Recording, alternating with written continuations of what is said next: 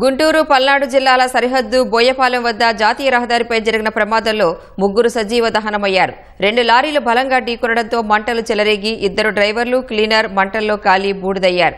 దాదాపు 5 గంటల పాటు శ్రమించి మృతదేహాలను బయటకు తీశారు. పల్నాడు జిల్లా బోయపాలెం వద్ద రోడ్డు ప్రమాదం జరిగింది. 16వ నంబరు జాతీయ రహదారిపై బ్రేక్ డౌన్ కావడంతో ఓ లారీ ఆగిపోయింది.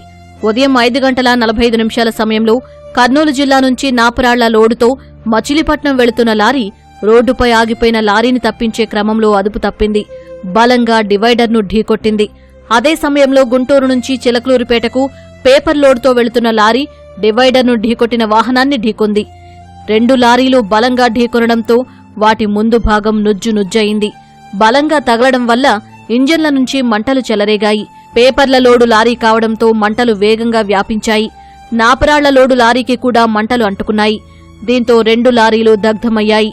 2 లారీల్లో లోపల ఇరుక్కుపోయిన 2 డ్రైవర్లు, 1 క్లీనర్ శరీరాలు గుర్తుపట్టలేనంతగా కాలిపోయాయి.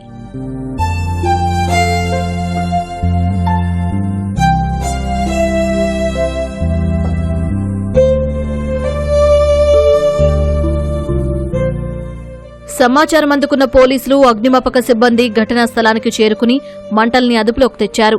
దాదాపు 5 గంటలు శ్రమించి అతి కష్టం మీద మృతదేహాలను బయటకు తీశారు. నాపరాయి లోడు లారీ డ్రైవర్ మేకల రవికుమార్, క్లీనర్ రమేష్, పేపర్ లోడుతో వెళుతున్న లారీ డ్రైవర్ కర్ణాటకకు చెందిన ధర్మపతి మృతి చెందినట్లు పోలీసులు గుర్తించారు. మృతుల బంధువులు ఘటనా స్థలానికి చేరుకుని కన్నీరు మున్నీరయ్యారు.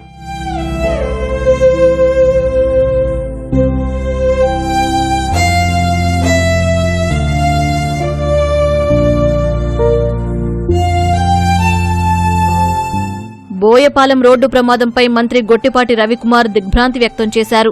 మృతుల కుటుంబాలకు ప్రగాఢ సానుభూతి తెలిపారు.